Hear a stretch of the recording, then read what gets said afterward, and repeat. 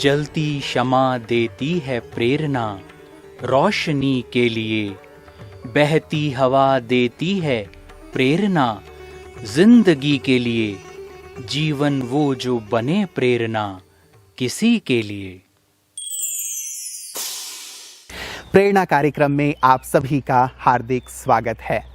मित्रों, इस कार्यक्रम में हम कुछ ऐसी हस्तियों से आपको रूबरू करवाने जा रहे हैं जिन्होंने अपना संपूर्ण जीवन ईश्वरीय सेवा अर्थ अर्पित कर दिया, जिन्होंने न स्वयं अपने आप को ईश्वर के रंग में रंगा, बल्कि लाखों आत्माओं को आध्यात्म के पथ पर चलने के लिए प्रेरित किया।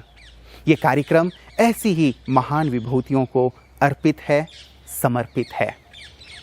प्रेरणा।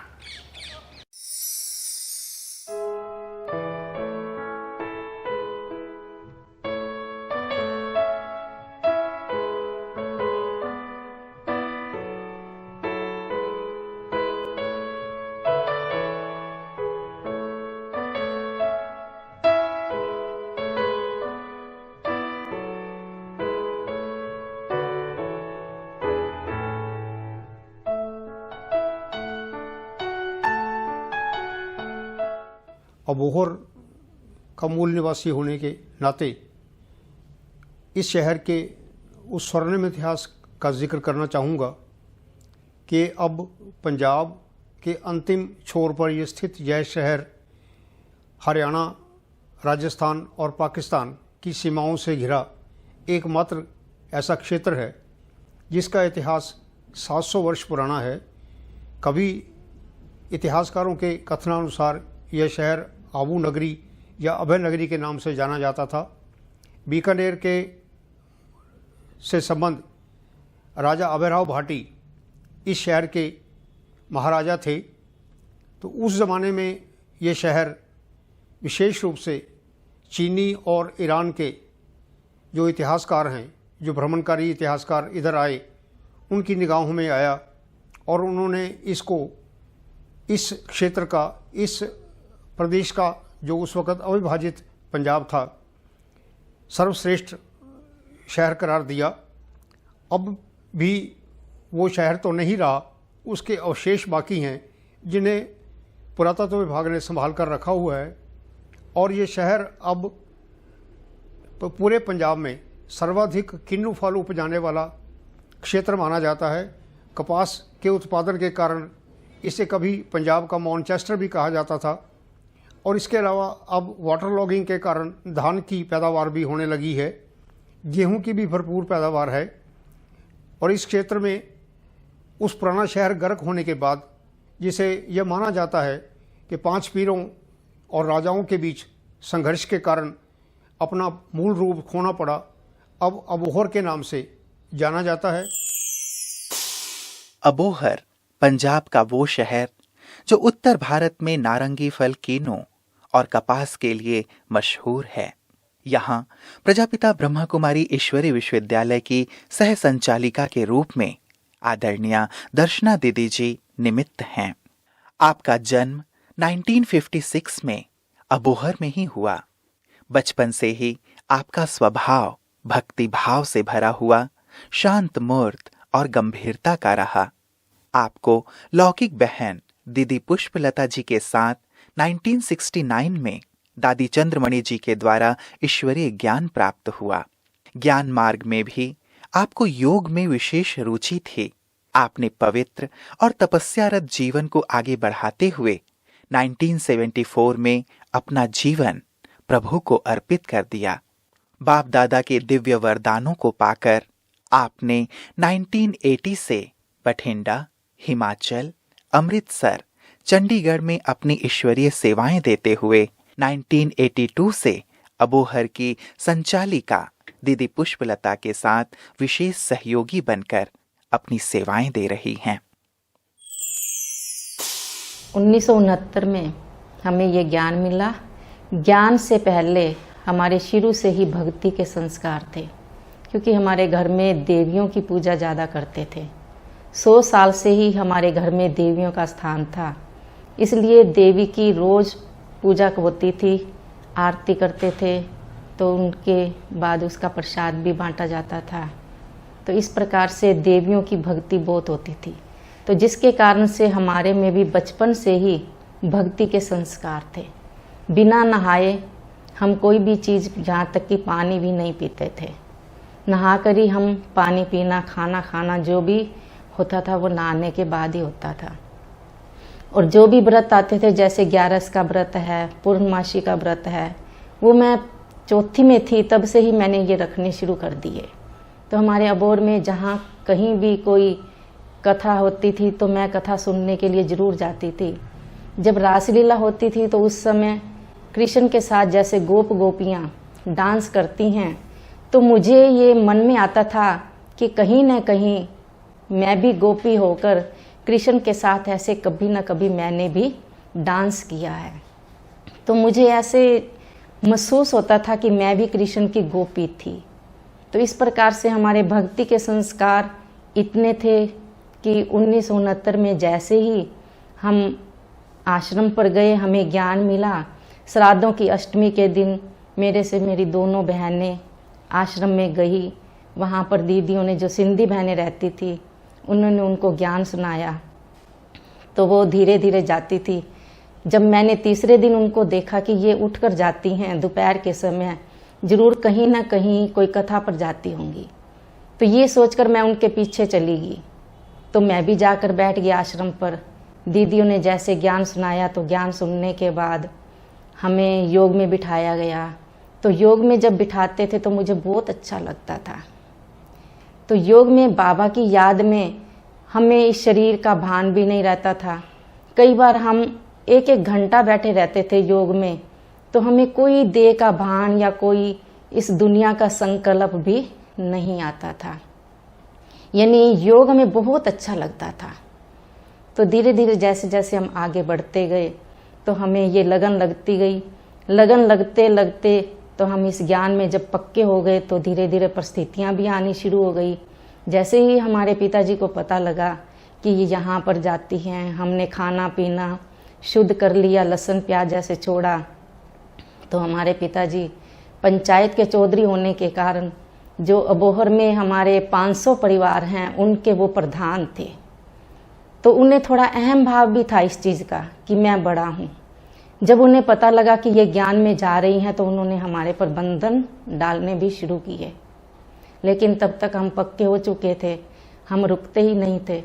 तो जिसके कारण से कि हमारी माताजी के ऊपर परिस्थितियाँ आती थी, वो उन्हें कहते थे कि आपने हमें पहले क्यों नहीं बताया, अब ये इनकी नींव पक्की हो गई है। तो जो भी बात होती थी, लड़ना झगड़ना, तो माताजी के साथ ही ज़्यादा लड़ाई करते थे कि आपने हमें पहले नहीं बताया। तो उसमें हमारे मामा जी जो थे लौकिक में, वो हमारे पिताजी को ज़्यादा भड़काते थे। वो कहते थे कि आपकी लड़कियां जो ब्रह्मा कुमारी बन रही हैं, एक दिन आएगा आप चौक पर खड़े होकर रोएंगे और चिल्लाएंगे, कहेंगे कि हमें बचाओ, हमारी रक्षा करो, तो उस समय हम आपको सहयोग नहीं देंगे। जब वो ऐसी ऐसी बातें करते थे जिसके कारण से कि हमारे पिताजी बहुत भड़क जाते थे। फिर रात को आकर लड़ाई भी करते थे, कभी मारना पीटना भी होता था। लेकिन उस समय हम एकदम शांत रहते थे, क्योंकि उनका गुस्सा बहुत तेज था। उनका गुस्सा इतना था कि उनके गुस्से के कारण पंचायत के सभी आदमी, हमारे घर के भी, जैसे दादा दादी जी भी उनके गुस्से से बहुत ही डरते थे। लेकिन जब वो थोड़े से शांति में बैठते थे, हम अपने पिताजी को बोलते थे, पिताजी ये जो आपको सब भड़का रहे हैं, आप थोड़ा सोचो, एक रिक्शा वाला, रेडी वाला होता है, उसकी लड़की की भी शादी हो जाती है, तो क्या हमारी नहीं होती? ये तो भड़काने के लिए कह रही हैं।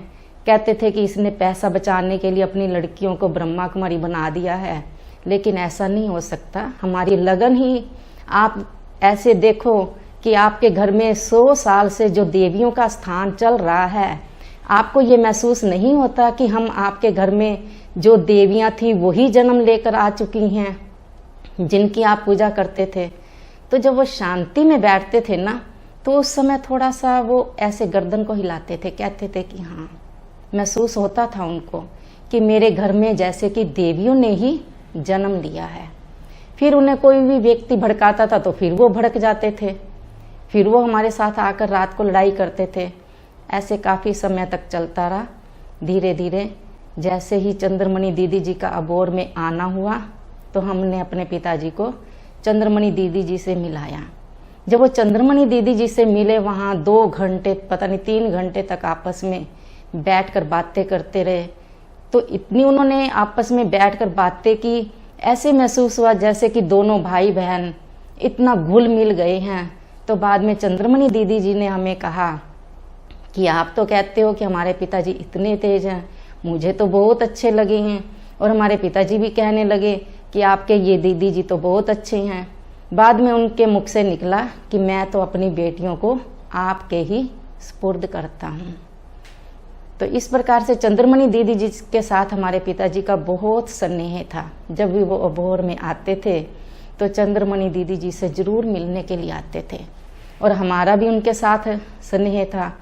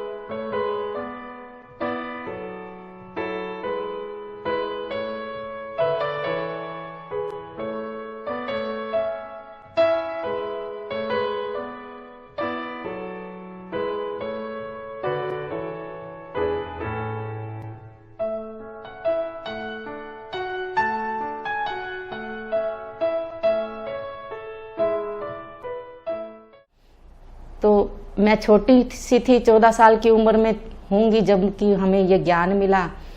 तो उस समय मैं 8वीं में पढ़ती थी। फिर मैंने धीरे धीरे पढ़ाई की। जैसे जैसे मैं पढ़ाई करती गई, लोगों ने कहा कि आपकी बड़ी लड़की तो अब चली गई है, अब जो ये छोटी है इनके पाँव में आप बेड़ियाँ डाल दो ताकि ये जा न सके, अब इसको तो रोक लो। लेकिन मैं अंदर ही अंदर शांत रहती थी। मैं कहती थी कि बाबा आप ही हमारे सब कुछ हैं, ये जो बोल रहे हैं तो इनको बोलने दो। तो मैं अपना अंदर ही अंदर पुरुषार्थ करती रहती थी।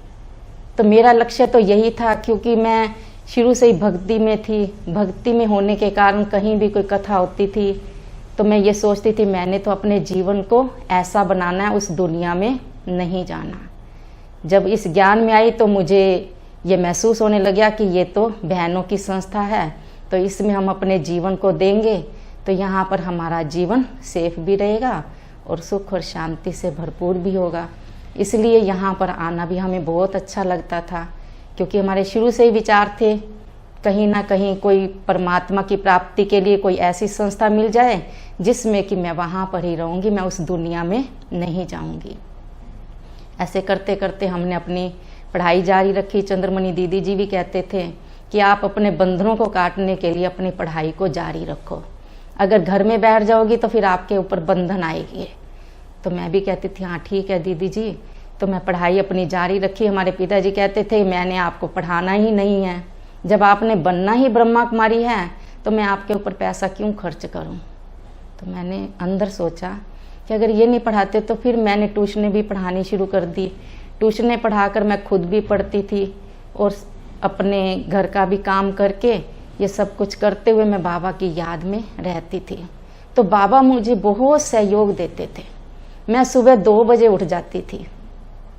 जब 2 बजे उठती थी तो बाबा की याद में बैठती थी तो मुझे बहुत आनंद आता था।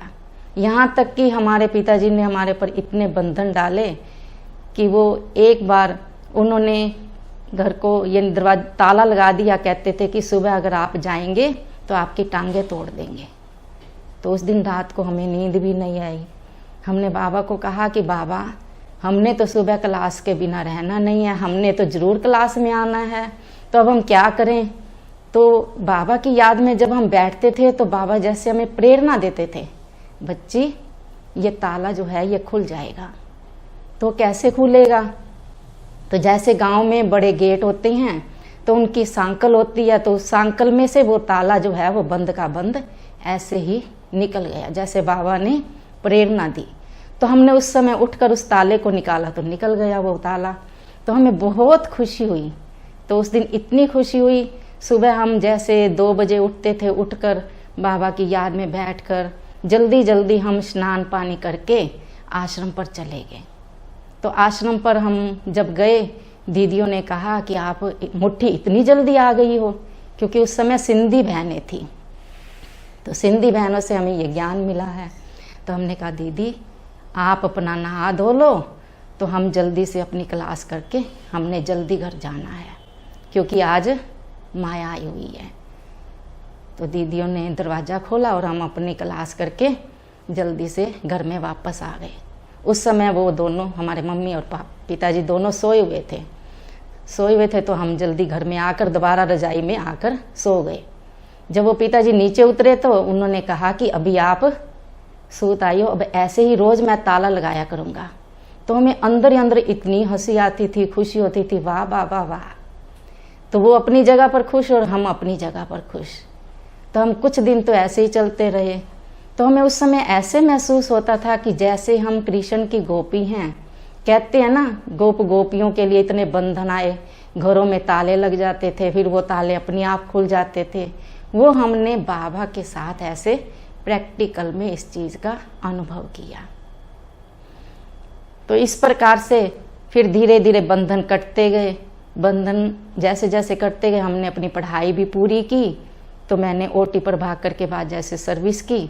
सर्विस के बाद फिर हम अबोहर आश्रम पर रहना शुरू किया। उसके साथ बीच में चंद्रमणि दीदी जी के साथ मैं 1 मास तक हिमाचल सेवा में मेले के लिए भी गई। स्टार्टिंग में जब भी हम सुबह अमृत वेले, जब से हम ज्ञान में चले हैं, मुझे ये याद नहीं है कि कभी मेरी मुरली भी मिस हुई हो या कभी भी अमृत वेला भी मेरा मिस हुआ हो। चाहे शरीर की भी कई प्रकार की बीमारियां या कोई भी प्रकार की परिस्थिति आती है, लेकिन अमृत वेला कभी भी हमारा मिस नहीं हुआ। तो उससे हमें अमृत वेला मिस नहीं हुआ, तो बाबा की याद में रहते हैं और बाबा की रोज वाणी पढ़ते हैं। तो उससे जो परिस्थिति है वो परिस्थिति एकदम गायब हो जाती है। तो हमें महसूस ही नहीं होता, पता ही नहीं चलता कि वो परिस्थिति किस प्रकार से चली गई है। और हमें उस शक्ति की बहुत महसूसता होती है। हरदम बाबा की ऐसे महसूसता होती है जैसे कि बाबा हमारे पास ही खड़े हैं। मधुबन कितना मधुर मधुर है, मधुबन कितना मधुर मधुर है, सदा ये आँखों में छाया है, सदा ये आँखों में छाया है। दिल वाला मधुबन का बाबा, दिल वाला मधुबन का बाबा दिल में समाया है। मधुबन कितना मधुर मधुर है, मधुबन कितना मधुर मधुर है।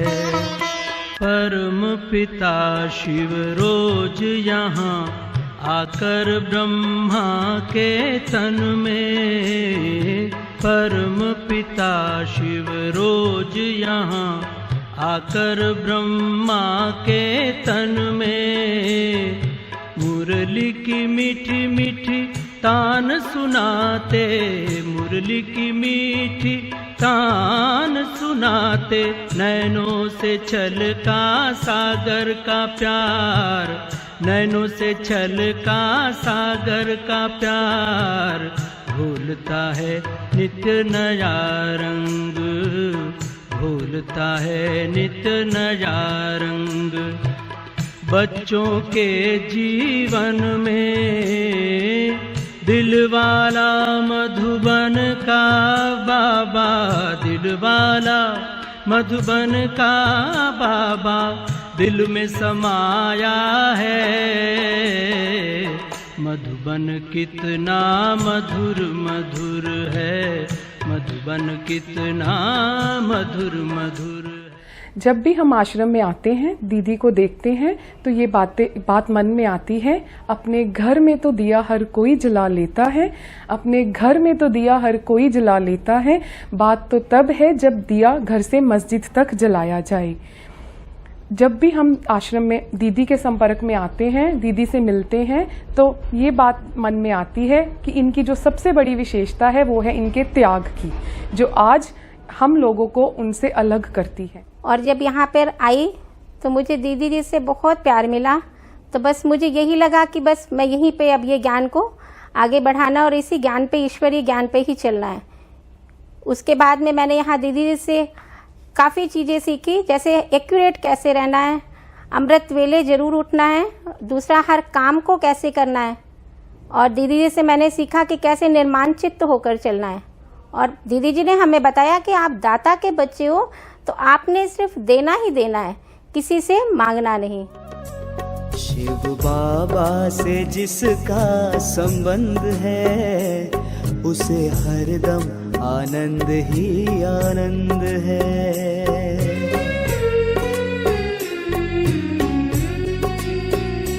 शिव बाबा से जिसका संबंध है, उसे हरदम आनंद ही आनंद है, उसे हरदम आनंद ही आनंद है, उसे हरदम आनंद ही आनंद है। शिव बाबा से जिसका संबंध है, उसे हरदम आनंद ही आनंद है।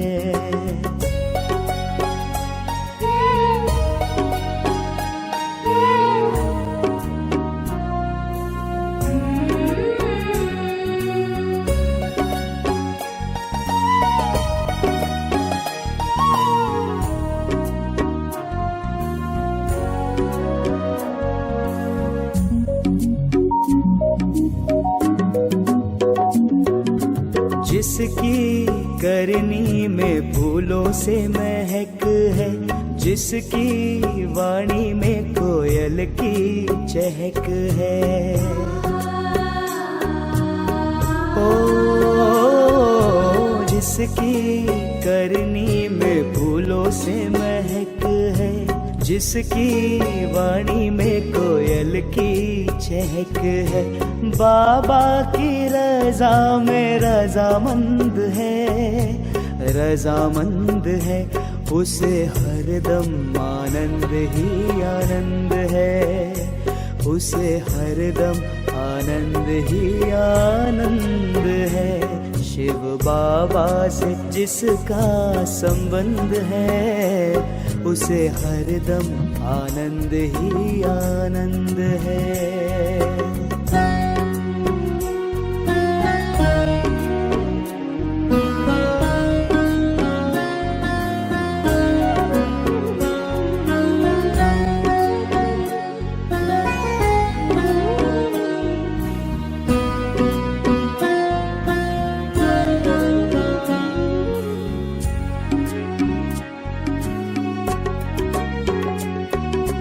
पांच विकारों को दूर भगाए, सुख ही सुख सदा जीवन में पाए।